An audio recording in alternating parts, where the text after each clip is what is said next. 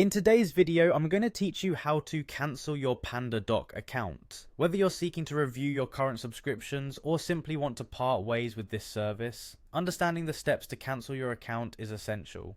I'm here to guide you through the process with clarity and ease, ensuring you know exactly what to do before making this change. Firstly, to initiate the cancellation of your Pandadoc account, you'll want to head over to support.pandadoc.com.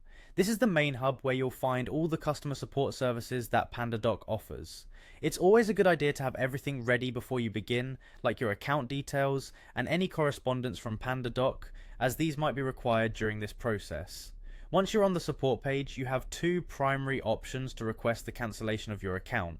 You can either utilize the live chat feature, providing a real-time interaction with a support agent, or you can submit a request through their official channels to delete your account and associated personal data. Whichever method you choose, make sure to clearly state your intention to cancel your account. This ensures there is no confusion and the process can move forward efficiently. When communicating with Pandadoc support, be sure to mention that you are requesting account termination under GDPR or relevant data privacy policies. This highlights the importance of privacy laws and can often expedite the process, as companies are well versed with such compliance requirements.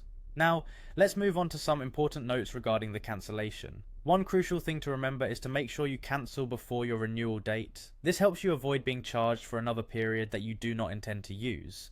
Timing here can save you from unwanted charges, so mark that date in your calendar to act promptly. Another important consideration is that Pandadoc does not offer prorated refunds for unused time. This means that even if you cancel in the middle of your subscription period, you won't get a refund for the remaining unused days. Therefore, plan your cancellation accordingly, keeping in mind what works best for you financially. Finally, before you go through with cancelling your account, take the time to download any important documents you might need from Pandadoc. Once your account is closed, access to your data will be lost, and retrieving these documents will no longer be possible.